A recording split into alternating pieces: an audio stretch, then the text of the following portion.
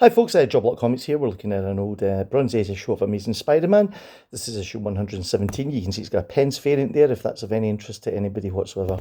That's what that looks like. This is an interesting issue. What makes this so interesting? There ain't no great supervillains in it.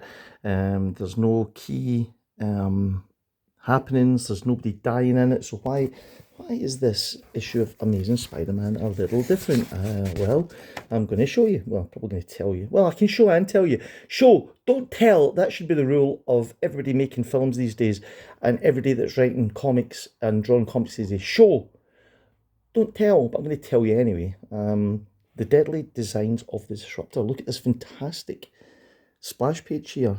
Can you see that? Yeah, look at the way it's lit and everything. We're at some kind of political rally. Peter's under cover of darkness and trying to hold the ceiling up before everybody gets crushed underneath the rubble. There's lots of shadows here because I am the worst YouTuber that you've ever probably encountered. This is 1972. We've got some credits here. Now, interesting. The script here is by Stan Lee and Jerry Conway. Now, how has that happened? That's our first clue. And then John Romita, Jim Mooney, and T. Mortellaro is doing the heavy lifting and the chores. Now, we're in part two of a story here, and this is a story of political intrigue, and we've got this fella, is it Richard Raleigh, I think his name is? Look, Pete's hiding behind that. Look, he's getting away. But as is often the case with these kind of things, yeah, this politician has a number of deadly secrets that he's keeping a secret. Who's this goofball? Is that the most 70s guy you've ever seen? So, there's MJ and there's Gwen. Yeah, the gang's all here, you lot. Now, this is an interesting time in the Spider-Man comic because Stan had left the title. He wasn't writing anymore, so we're getting to the Jerry Conway era, yeah?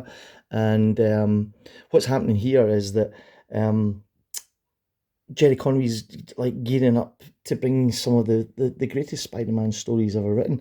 You've got the death of Gwen coming up. You've got the death of Norman Osborn coming up. You've got the first appearance of the Punisher coming up. You've got the Clone Saga, the start of the Clone Saga coming up, and then you've got this oddball story here. Now, from what I can gather, this story here was originally printed in a large format black and white magazine called Spectacular Spider-Man.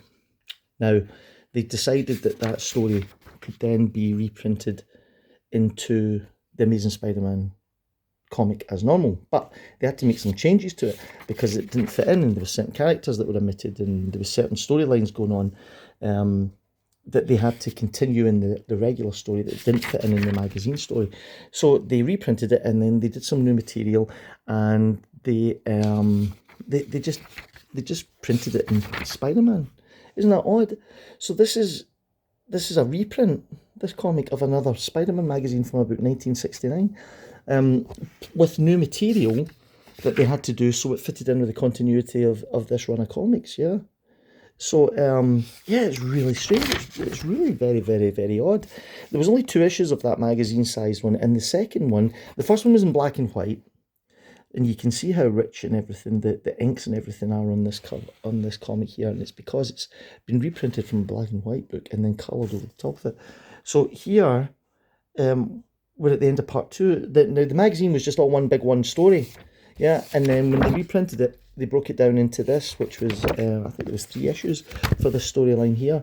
So it ended up with stuff like this. So this splash page here was all done for this book because it wasn't in the original magazine thing.